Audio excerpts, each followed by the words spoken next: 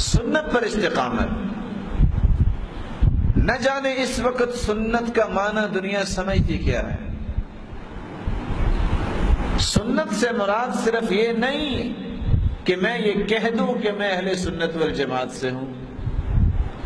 سنت سے مراد یہ ہے کہ اللہ کے رسول کی ہر ادا کو اپنی زندگی میں پیدا کیا جائے. سنت سے مراد یہ ہے کہ ہر وہ پہلو، ہر وہ طریقہ، ہر وہ سلیقہ جو اللہ کے رسول صلی اللہ علیہ وسلم نے اختیار کیا، میں نے اس کو اپنی زندگی میں پیدا کرنا ہے. اگر ایک انسان کو اللہ کے رسول صلی اللہ علیہ وسلم کی نماز پسند نہیں ہے، وہ 100 مرتبہ بھی کہہ دے کہ مجھے سنت سے محبت ہے، وہ اپنے دعوے میں جھوٹا ہے. اور اس کو پتا ہے کہ اللہ کے رسول کے طریقے کے مطابق نماز نہ پڑے گی، قبول نہیں ہونی. ایک شخص 100 مرتبہ نعرہ لگائے کہ مجھے محبت ہے اور میں سنت سے پیار کرتا ہوں، اگر اس کے چہرے پہ اللہ کے رسول کی سنت داڑھی نہیں، اس کا یہ دعویٰ جھوٹا ہے. اور سب سے بڑا دھوکہ کھانے والا وہ ہوتا ہے جو اپنے ہاتھوں سے دھوکہ کھا لے. کچھ لوگ ایسے ہوتے ہیں، لوگ ان کو دھوکہ دیتے ہیں. کچھ اپنے آپ کو دھوکہ دے رہے ہوتے ہیں.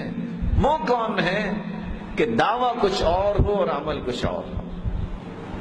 دعویٰ جب یہ ہے کہ میں استقامت اختیار کرنا چاہتا ہوں، دعویٰ جب یہ ہے کہ مجھے اللہ کے رسول سے محبت بہت ہے، میں کسی بدعت کو پسند نہیں کرتا، بدعت جو ہے یہ ضلالت، گمراہی ہے، وَكُلُّ ضَلَالَةٍ فِي النَّارِ، اور ہر گمراہی جہنم کا باعث بنے گی، یہ سارے دعوے اور نعرے بھی ہوں اور اس سے اللہ کے رسول صلی اللہ علیہ وسلم کی سنت سے محبت نہ ہو، وہ اللہ کے رسول صلی اللہ علیہ وسلم کے چہرہ انور کو پسند نہ کرتا ہو، نہ اس جیسا چہرہ بنانا پسند کرتا ہو، میں یہ سمجھتا ہوں اپنے آپ کو بہت دھوکے میں رکھا ہوا ہے.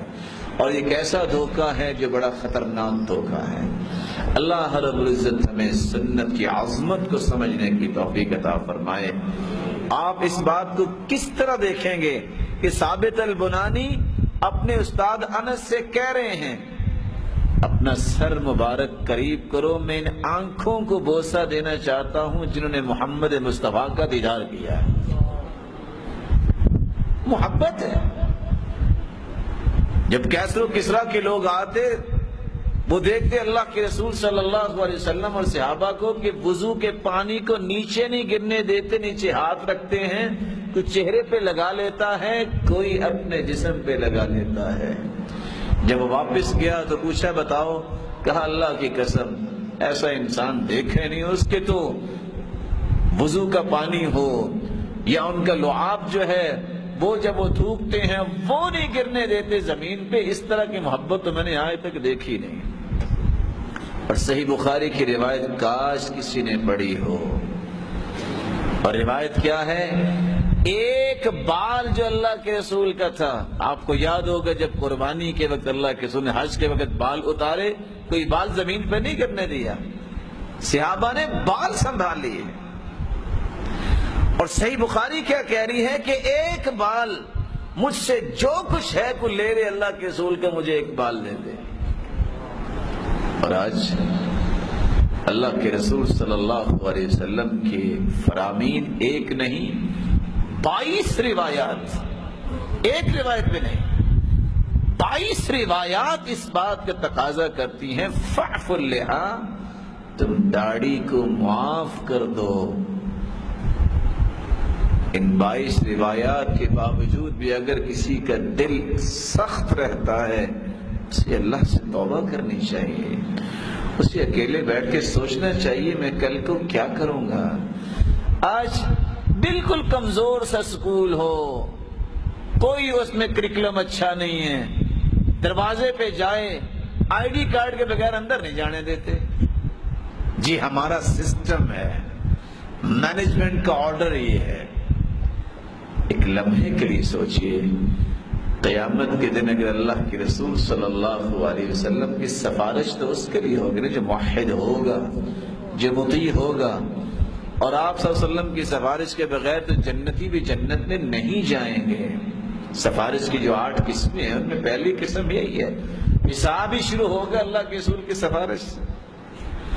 جنتی جنت میں جائیں گے تو اللہ کے رسول کی سفارش سے۔ اگر وہاں صرف یہی پوچھ لیا گیا کہ آپ کا تو چہرہ ہی اللہ کے رسول جیسا نہیں ہے، کہاں جائے گا انسان؟ اس لیے استقامت یہ ہے کہ انسان جس طرح قرآن مجید کی تلاوت پہ استقامت ہے، کس طرح قرآن مجید کو رمضان میں پڑھا، باقی رکھے اپنے سال میں۔ جب معافی مانگ چکا ہے رمضان میں، سنت کے ایک ایک پہلو کو زندہ رکھے۔ اللہ کے رسول صلی اللہ علیہ وسلم کے صحابی کہتے ہیں، معاویہ بن قرہ بیان کرتے ہیں، وہ اور ان کا بیٹا آئے جب، تو اللہ کے رسول صلی اللہ علیہ وسلم کی قمیض کا بٹن ایک کھلا ہوا تھا اتفاقاً۔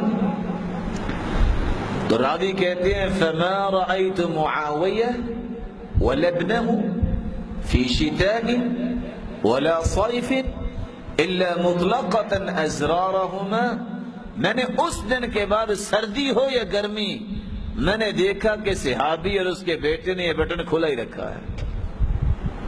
محبت ہے۔ کس طرح عبداللہ بن رواحہ مسجد کے باہر تھے، خطبہ سننے آ رہے ہیں، ایک مسجد میں شخص کھڑا ہے اور آپ نے فرمایا اجلسو، بیٹھ جاؤ۔ وہ مسجد میں بھی داخل نہیں ہوئے، وہ وہیں بیٹھ گئے۔ خطبہ ختم ہوا، بلایا، آپ کیسے بیٹھ گئے؟ جواب دیا، سرتاج رسول آپ کی زبان سے نکلے بیٹھ جاؤ تو میں کھڑا کیسے رہ سکتا ہوں؟ محبت یہ ہے۔ اس لیے استقامت کی نشانی یہ ہے، جس شخص کی اللہ کے رسول سے محبت استوار نہیں ہوئی وہ استقامت سے محروم ہے۔ اور یہاں رک کے میں اس بات کو بھی واضح کر دوں، کچھ لوگوں کا شاید ذہن یہ ہوتا ہے، میں کون سی شیو کرتا ہوں، یہ بھی تو داڑھی ہے نا، چھوٹی چھوٹی رکھ لیں گے۔ کوئی کہے گا ہاں چلو ایک قبضہ ایک مٹھ رکھ لینی چاہیے، اور مٹھ بھی وہ ناک سے شروع کرتا ہے، تو اگر نیچے سے تھوڑی کاٹنی پڑ گی تو پھر یہ بھی تو زائد ہی ہوگی نا۔ فعف اللحیٰ کا معنی کیا؟ اور رمضان گزرا ہے، لیلۃ القدر کی تلاش میں ساری ساری رات آپ جاگے ہوں گے، قیام کیا ہوگا، ذکر کیا ہوگا، اور ترمذی کی روایت کے مطابق علماء نے آپ کو مسئلے بھی سنائے ہوں گے کہ لیلۃ القدر تلاش کرنی ہو تو کون سی دعا پڑھنی ہے؟ اللہم انک عفو تحب العفو فاعف عنا، یہی پڑھتے ہیں۔ یہ ترمذی کی روایت ہے۔ کیا اس کا ترجمہ ہے؟ اے اللہ تو معافی کو پسند کرتا ہے، مجھے بھی معاف کر دے۔ کیا معاف کر دے؟ آدھے گناہ، آدھے جرم، آدھے دھوکے، آدھے جھوٹ، کہ سارے وہاں سارے گناہوں کی معافی مانگتا ہے۔ تو فاعف اللحیٰ، صحیح بخاری سے لے کر جملہ احادیث کی کتب اٹھائیں تو 22 روایتیں آئیں، فاعف اللحیٰ، داڑھی کو معاف کر دو، آدھی کو کہ ساری کو؟ یہ کیسے ہو سکتا ہے کہ اللہ کے رسول کی باتیں دو ہوں اور ان کا معنی الگ الگ ہو؟ تضاد نہیں ہو سکتا۔ یہ میری عقل اور میری فہم اور آپ کی عقل و فہم کا تضاد ہوگا۔ وہاں تو سارے گناہوں کی معافی ہم نے مانگی رمضان میں، آخری 10 راتوں میں کوشش کی، لیکن جب اللہ کے رسول کا فرمان آیا کہ تم داڑھی کو معاف کر دو، اور دوسری روایت میں آتے ارخ اللحیٰ، داڑھی کو لٹکاؤ، وفر اللحیٰ، داڑھی کے بال وافر کرو۔